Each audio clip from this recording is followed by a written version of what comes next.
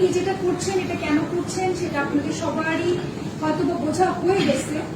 তো সেখান থেকে আমি বলবো যে এগুলো উনি যতগুলো কথা যতগুলো বলেছেন শুধু দুইটা জিনিস ছাড়া, যে ওনার সাথে আমার বিয়ে হয়েছিল এবং আমাদের একটা বাচ্চা আছে, এটা ছাড়া সম্পূর্ণ কথাই মিথ্যে। উনি যা যা বলেছেন তো সেগুলোর যথাযথ প্রমাণ, প্রত্যেকটি কথার প্রমাণ আমাদের আছে। আরেকটা কথা আমি বিশেষভাবে উল্লেখ করতে চাই, তো বিভিন্ন ফেসবুক মাধ্যম, মিডিয়া, বিভিন্ন মাধ্যমগুলোতে আমাদের ফেক আইডি করে বিভিন্নভাবে যে ফেক নিউজগুলো দেওয়া হচ্ছে আমাদের বিষয়ে। অ্যাকচুয়ালি আমার কোনো ফেসবুক আইডি এখন অ্যাক্টিভ নেই, কিন্তু নাসিরেরও নেই। নাসিরের একটা ফেসবুক পেজ আছে। আমাদের যদি কোনো কিছু যদি জনগণকে জানাতে হয় তো সেক্ষেত্রে আমরা আপনাদের মাধ্যমে গণমাধ্যমকে জানিয়ে ওর ফেসবুকের ভ্যালিড পেজ থেকে এসে জানাবো। তো দয়া করে কারো কথা শুনে, কোনো কিছু শুনে এসব থেকে বিরত রাখুন, স্প্রেড করা থেকে। Thank you so much. আসলে এখানে তেমন কিছু বলার নাই, কারণ আমি তামিমকে চিনি প্রায় 4-4.5 বছর থেকে। তো আমার খুব ভালো একটা ফ্রেন্ড ছিল, তারপরে আমাকে লাভ হয়, তারপরে আমি ওকে খুব ক্লোজ থেকেই দেখেছি এবং চিনি আর কি। তো আমার মনে হয় না যে আমি বা ও আমার ম্যাচিউড আমরা, তো আমরা এমন কোনো ভুল করি। তো আমরা যাই করেছি, বিয়ে করেছি এবং সেটা আইনগতভাবে ইসলামিক শরিয়াতভাবে আমরা সবাইকে জানিয়ে বিয়ে করেছি। যদি আমাদের মনে এরকম কোনো কিছু থাকতো তাহলে হয়তো আমরা এইভাবে করে ওপেনলি বিয়ে করতাম না, চুপ করে বিয়ে করতাম। তো আমরা সবাইকে জানিয়ে এবং ফুল মানে মজার সাথে আমরা বিয়েটা করেছি। তো আমি সবকিছুই জানি যে বিয়ে হয়েছিল, বাচ্চা ছিল, তারপর হচ্ছে ডিভোর্স হয়েছে। তো আমরা এই পেপার দেখেই আমরা বিয়ে করেছি। আমি এখন মিডিয়ার সামনে হয়তো 2-3 দিন পরে আসছি, কারণ আমি চাইলেই আর কি ফেসবুকে এসে আমি তালাক পেপার নিয়ে আমি দেখাতে পারি না যে ডিভোর্স হয়েছে। তো আমি আইনগতভাবেই এসেছি আর কি। তো এটাই একটা কথা। আর আমরা যা করেছি সব লিগাল ওয়েতে করেছি, আমরা ইনলিগাল কোনো কাজ করিনি। তো আপনাদের কাছে একটাই রিকোয়েস্ট, যারা অনলাইনে তারপর হচ্ছে সোশ্যাল মিডিয়ায় যারা তামিমাকে নিয়ে কথাবার্তা বলতেছেন তাদের কাছে শুধু আমি একটাই কথা বলবো যে এসব থেকে বিরত থাকেন। কারণ আপনার একটা নিউজ, আপনার একটা ভিডিও একটা মানুষকে অনেক দূরে ফেলে দেয়। তো আজকে সেটা তামিমার সাথে হয়েছে, কে জানি এটা কালকে আপনার সাথে হতে পারে। তো প্লিজ আপনারা এটাই করেন। অবশ্যই মিডিয়া বাংলাদেশের এমন একটা স্থানে আছে, মিডিয়ার ভূমিকা অনেক বেশি। তো আমরা মিডিয়ার মাধ্যমে সবকিছু জানতে পারি। তো আমি তাদেরকে আশা করবো যে মিডিয়া যেসব জিনিস সঠিক তথ্য জেনে সেটা হচ্ছে মানুষের কাছে পৌঁছায়, সঠিক তথ্য না জেনে এই আজে বাজে নিউজ করা থেকে তারা যাতে বিরত থাকে। আর আজকে এটা তামিমার সাথে হয়েছে, এটা কালকে যে কারোর সাথে হতে পারে। এতদিন সে শুধু তামিমা ছিল, এখন ও হচ্ছে তামিমা হোসেন। তো আমি চাবো না আমার বউর দিক কেউ আঙুল তুলে কথা বলুক এবং আমার বউকে নানান ধরনের কথাবার্তা বলুক। তো যারাই যেখান থেকেই বলতেছে না কেন কথাবার্তা, আমি আইনগতভাবে তাদের ব্যবস্থা নেব। প্রথমত একটা কথা তো এই পর্যন্ত বলতে পারি যে উনি যে কাজগুলো করেছেন সেগুলো অবশ্যই মানহানিকর। কাজে আমরা আইনগত দিক থেকে মানহানি জন্য তার বিরুদ্ধে আমরা যথাযথ লিগাল অ্যাকশনে যাব। এছাড়া আরো কিছু লিগাল অ্যাকশন থাকতে পারে সাপ্লিমেন্টারি, সেগুলো আমরা এখনো পরীক্ষা নিরীক্ষা করছি, যথাসময়ে আপনারা জানতে পারবেন। আজকে একটা মামলা হয়েছে যেটা পিআইবি কে তদন্তের নির্দেশ দেওয়া হয়েছে। আসলে এই ব্যাপারে আপনাদের চিন্তা ভাবনা কি, বা নাসির কি চিন্তা? এটা আমি একটু বলি। আমরা আপনাদের এই প্রেস কনফারেন্স শুরু করার কিছুক্ষণ আগে আমরা গণমাধ্যমের মাধ্যমে জানতে পেরেছি যে আজকে একটি মামলা হয়েছে। মামলাটা কি বিষয় হয়েছে তার কোনো কাগজপত্র এখন আমাদের হাতে এসে পৌঁছেনি। কাজে এই ব্যাপারে মন্তব্য করা দুরূহ। তবে যদি কোনো মামলা হয়ে থাকে এবং সেখানে মিস্টার নাসির হোসেন অথবা তার স্ত্রীকে বিবাদী করা হয়ে থাকে তাহলে আমরা আদালতে আমাদের যথাযথ বক্তব্য পেশ করব। তামিমার কাছে একটা প্রশ্ন করতে পারি, সেটা হচ্ছে যে আপনি বলছেন যে প্রশ্ন তো এখন একটা জায়গায় এসে দাঁড়িয়েছে। উনি বলছেন যে আপনাদের সাথে ডিভোর্স হয়নি, আপনি বলেছেন যে একদম প্রপার চ্যানেল হয়ে এসছে 2017 সালে হয়েছে। মানে 2017 সালের পর আর আপনার মেয়ে কোথায় থাকছে বা তার সাথে কি আর কখনো যোগাযোগ ছিল? হ্যাঁ, আমার মেয়ের হওয়ার পর থেকে আমার কাছে ছিল। ওর বয়স 6 বছর পর্যন্ত, 2019 পর্যন্ত আমার মেয়ে আমার কাছেই ছিল। ইভেন তো আমি এনাফ পরিমাণে ক্যাপেবল আমার বাচ্চাকে কন্টিনিউ তাকে ফিট করানো, তার education each and everything bear করার মতো এনাফ পরিমাণ আমি সেই ক্যাপাবিলিটিটা রাখি। আর দ্বিতীয়ত হচ্ছে আমার কন্টিনিউসলি তার সাথে যোগাযোগ হচ্ছে, ইভেন তো মোবাইলে ভিডিও চ্যাটে আমি খবর নেওয়া, ওর কোন স্কুলে পড়তেছে, টিচারের ইচ অ্যান্ড এভরিথিং। আর ওকে নিয়ে যাওয়া হয় 2019-এ নিয়ে যাওয়া হয় আমার বাসায় এসে ওকে দেখা করার কথা বলে ওকে ওরা নিয়ে যায়। তো যখন নিয়ে যায়, আমার মা যখন ওকে পায় না, তখন আমি ফ্লাইটে ছিলাম। তো আমার মা না পেয়ে আমাকে একটা মেসেজ করে, লস এঞ্জেলস ফ্লাইট, অনেক লং ফ্লাইট, তো 19 আওয়ার্স আমার আম্মা আমাকে রিচ করতে পারেনি। তো সেখান থেকে আমার মা যে একটা মামলা করে যে আমার নাতনিকে পাওয়া যাচ্ছে না, কারণ উনি এটা বলেনি যে মেয়েকে নিয়ে যাবে, উনি মেয়ের সাথে দেখা করতে আসছে, দেখা করতে এসে মেয়েকে উনি কাউকে কিছু না বলে উনি নিয়ে চলে যান। তো চলে যাওয়ার পরে যখন কথা বলি, জানতে পারার পরে আমার মা অলরেডি জিডি করে যে আমার মেয়ে ভালো আছে কিনা, কোথায় আছে, এটা ইনশিওর করার জন্য। তো তখন উনি বলছেন যে আমার মেয়ে আমার কাছে আসে, আপনি মেয়েকে বলেন বাংলাদেশে আসতে, যা করেন আপনি নিয়ে এসে করবেন। যেহেতু আমি তখন বাংলাদেশে আসতে পারিনি, তো সেক্ষেত্রে আমি আইনিভাবে কোনো স্টেপ নিতে পারিনি। বাট আমার মেয়েকে এখানে কি পর্যন্ত কারণ এটা আরো লম্বা আইন প্রক্রিয়ার কথা, তো আপনারা তো শুনলেন।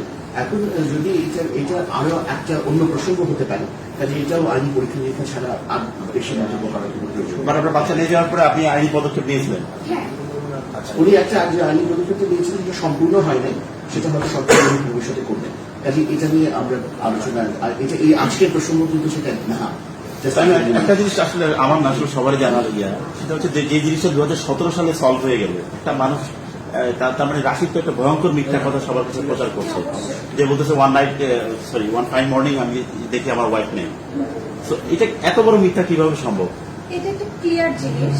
এটা আমি যদি ক্লিয়ার করে বলি, আমার যতদূর মনে আছে 9 মাস আগে রাকিব আমার নাসির আমার ছবি ইনস্টাগ্রাম পেজে দেয়। পেজে দেওয়ার পরে এটা যথারীতি পরিমাণে আলোচনা ফেলছিল।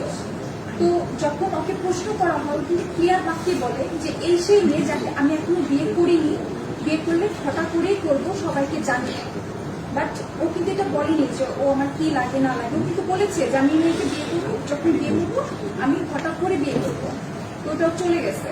এরপরে 3 মাস আগে হয়তো বা ও আরেকটা গণমাধ্যমেও এটা জানিয়েছে যে ওই ছবির মেয়েকে আমি বিয়ে করতে যাচ্ছি, ওটাও গেল।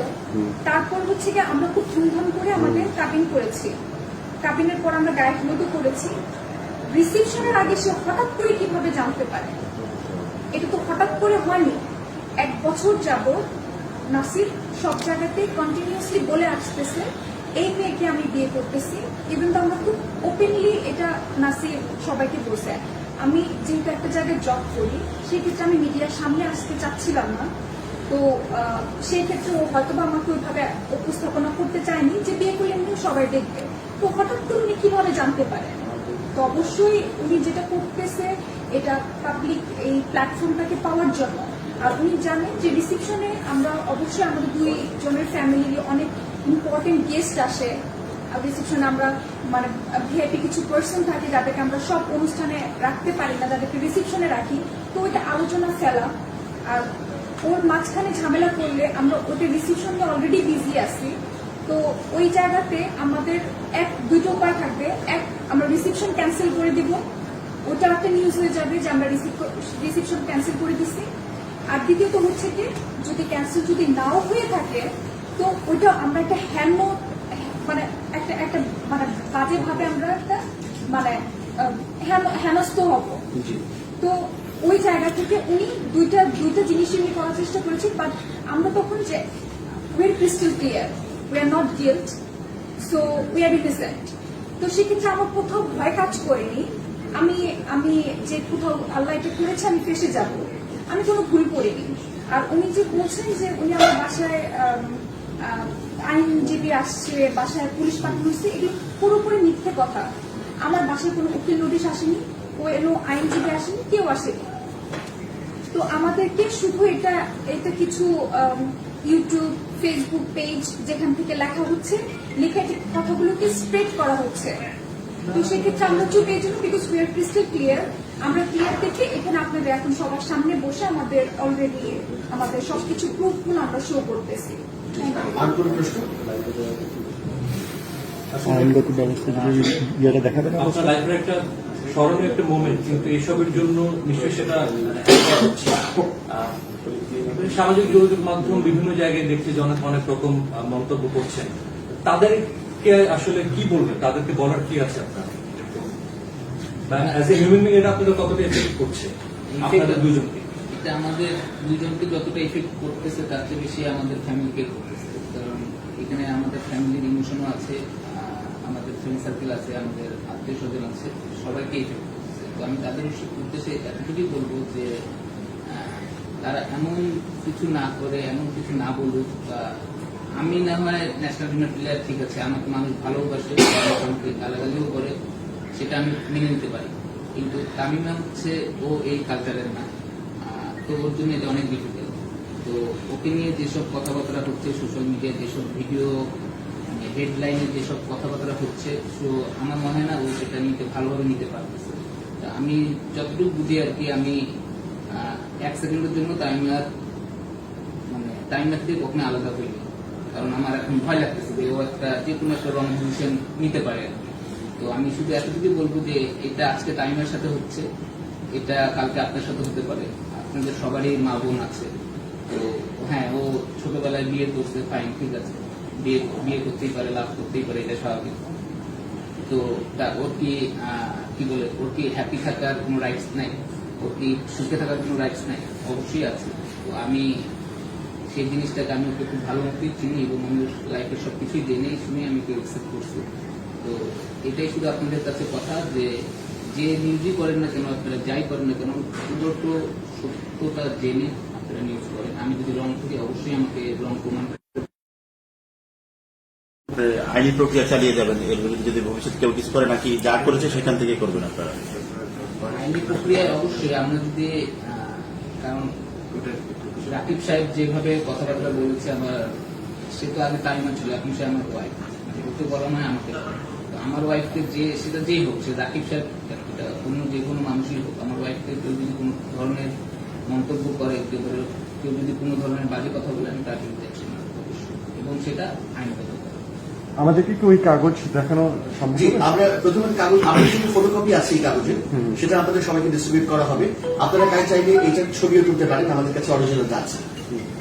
ঠিক আছে, এটা আমি জাস্ট ক্যামেরার জন্য। একটা প্রশ্ন ছিল, সেটা হচ্ছে উনি যে নানা মন্তব্য করছেন বিভিন্ন মাধ্যমে এসে, আমি একটা ক্লিয়ার করে দিই ভাই, এখন আমি বিয়ে করে দিচ্ছি, আমার বউ যদি এখন আরেকজনকে বিয়ে করে, আমি কি করবো? আমি কি সোশ্যাল মিডিয়ায় এসে লাফালাফি করবো? আমি সোশ্যাল মিডিয়ায় এসে লাফালাফি করবো না, আমি থানায় যাবো, যা তার বিরুদ্ধে মামলা করবো।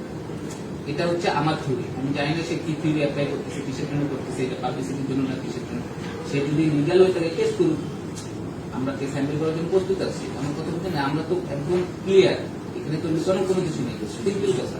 তো এত তো নাটক করার কিছু নেই এখানে। ফেসবুকে এসে নানান ধরনের বাচ্চাকে নিয়ে ইমোশনাল একটা বাচ্চা মানুষ সিম্পেথি পাওয়ার চেষ্টা করতেছে, তো এত কিছু তো বলার কিছু নেই। আমি যদি ওর বউকে বিয়ে করি, ঠিক ফাইন, কেস করে দেবো, সে সমস্যা ছিল। আপনাদের সাথে কি তার এর মধ্যে কথা হয়েছিল এই ইনসিডেন্ট পার্সোনালি? আমার সাথে কথা হয়েছিল 30-35 সেকেন্ডের মতো। আচ্ছা, এখানে আরেকটা কথা বলা দরকার। উনি একটা বক্তব্য দিয়েছেন যে নাসির হোসেন ওনাকে টেলিফোনে হুমকি দিয়েছেন, সেটা আমার সম্পূর্ণ মিথ্যা।